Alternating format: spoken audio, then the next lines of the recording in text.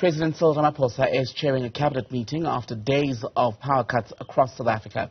The president had to cut his international trip short to attend to the crisis. He was supposed to be in New York for the United Nations General Assembly, but came home straight after attending the funeral service for Britain's Queen Elizabeth on Monday. Now, load shedding was one of the contributing factors highlighted for the slow economic growth in the second quarter of this year. Let's talk about this with Dr. Pali, Lehohla, former Statistician-General. A very good afternoon to you, sir. Thank you so much for your time. You have the advantage of having looked at a statistical level at the impact of this electricity crisis.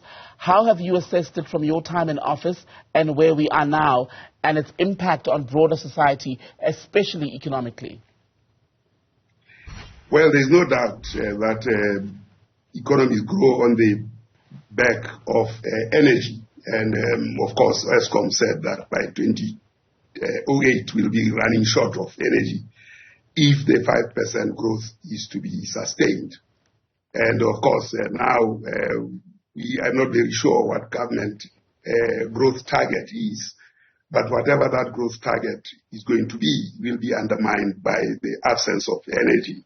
That shows that the growth now is hovering about 1.6% because the demand for growth for energy is undermined by the lack of energy itself. So it's a vicious cycle. No doubt that given what is happening here, we are already going to go into a recession in the post-COVID era, which should necessarily have provided us with the possibility of better levels of growth. And this is specifically in areas such as mining, where energy is needed the most, in manufacturing, where energy is needed the most, and these sectors are underperforming because of lack of energy. And then, of course, add to it the lack of performance of Transnet to take coal to the coast, even when the prices are very, very attractive for coal. So there is just a serious crisis in the country and absence of leadership. Right, and I'll talk about the leadership aspect in a moment, but when government speaks about load shedding, there is often, and Eskom does this as well, the frequent apologies, the announcement of a plan 2 months ago in July that is supposed to help us out of this crisis, but it all is very longer-term planning, and the reality is the economy does not wait for those plans to take effect, does it? People have to die because there's no electricity. Have to starve because of electricity. So the impact has to be actually be seen in the people.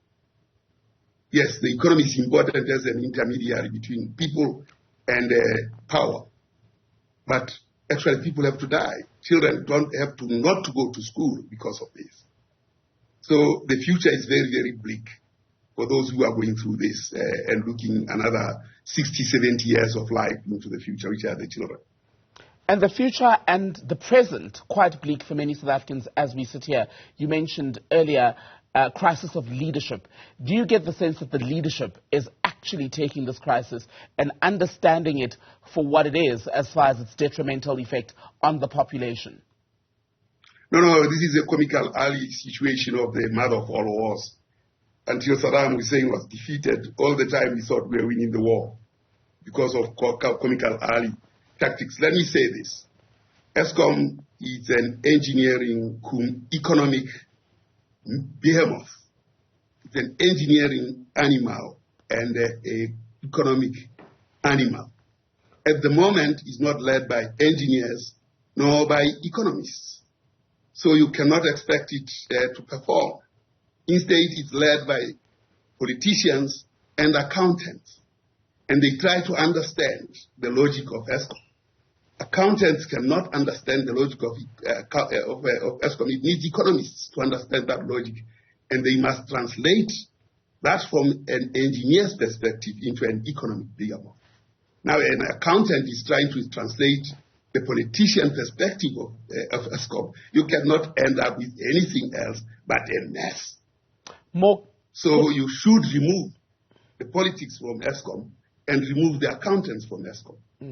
Get the engineer to lead Eskom, supported by economists, both at the level of the chair of that team, as well as the person who leads Eskom. It cannot run. They are important professions that they have, but they are not professions designed for Eskom.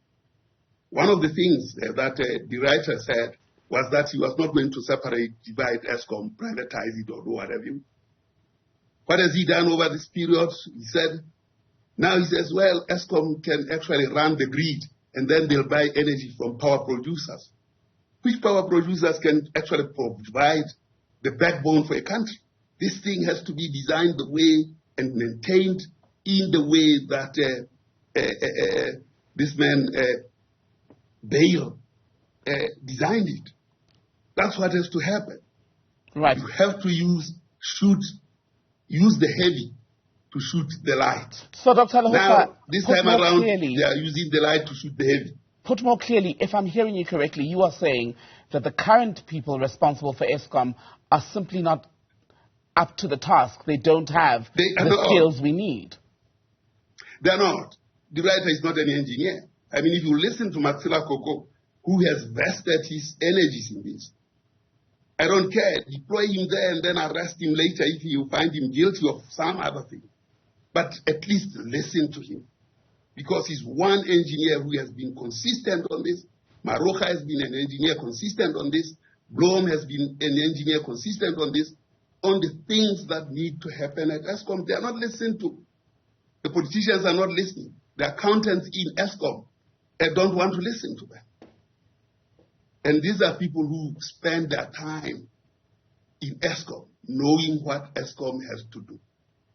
They are not against the Greens, but the Greens cannot provide base load. And at this point in time, what we have to think about is the coal-fired power stations, which the president correctly said, let them be fixed, because we have enough load in those. But now, the writer has to go and create a food plot on Hot Flay at the moment. And then something else that Komati wants to close that Komati plant to do something else, when actually what we need is power. All hands on deck on coal-fired power plants. The second thing that the cabinet has to be seized with is the geopolitics and the impact of Russia-Ukraine war and how other countries have gone back to coal. Why is South Africa not doing that? Why is cabinet not being seized with that? Greasy says, oh, this $8.5 billion, we didn't know that this thing is so complex. That's the highest level of incompetence to come and tell us that they didn't know that that was complex. It's, of course, geopolitical. It's complex. And it has national interest. And we have surrendered our national interest to the national interests of others. So at the political level, there's failure of strategy. At the technical level, there's absolutely nobody leading that space. And at the accountancy level or economics level, there's nobody in there. So you cannot expect Eskom to perform. So that's the issue of leadership. More broadly, I mean, we talk about energy in the context of Eskom and its inability to keep the lights on, but South Africans are also contending with a rising cost of food, a rising cost of fuel as well. When you look at the leadership problem, which you've just spoken about, and you look at the broader arsenal that South Africa is working with, does the country have what it needs to weather this storm? It doesn't. And it's undermined by the politics right at the top. For us to go and sign deals of 8.5 billion that we didn't understand the complexity of, just suggests that we haven't understood what geopolitics is about. And then appointing the wrong people in the energy space at the same time, and then we face an global energy crisis. We are not up to the task. So the politicians have to reflect on themselves around what they require to lead the country. But the immediate thing is actually fire the board, fire the CEO of Eskom, get the engineers in there and do their work. I mean, this whole thing of saying we are going to ask engineers to come and help is the most stupid intervention. Anyone who is worth their salt and is in the engineering system of the world on generation, they don't know which engineers to go to. The writer doesn't know. He has to go with a begging bowl. It's as though we are burying a pauper and then he goes to the begging bowl to collect for a coffin of a pauper. That's what we have reduced Eskom. If it had an engineering person and he was faced with these problems, he would name his counterparts in the world, and those counterparts will be mobilized to come and work. Rather than come up and say, come and help. People are too busy. Important people are very busy. Competent people are very busy. They will not come, and they come under the writer who is fumbling, and the board that is fumbling.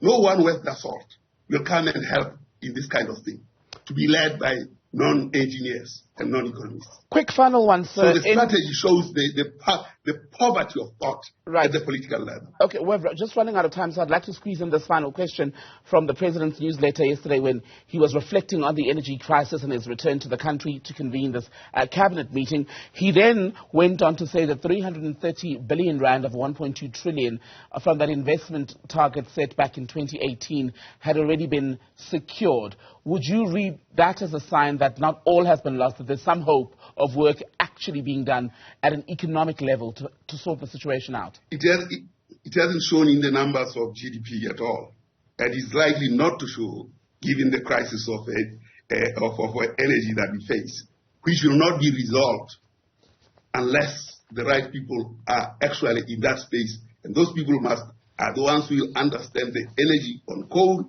the energy on nuclear, and of course, the supplementary energy of renewables. And those are not the primary cause of what we have to do.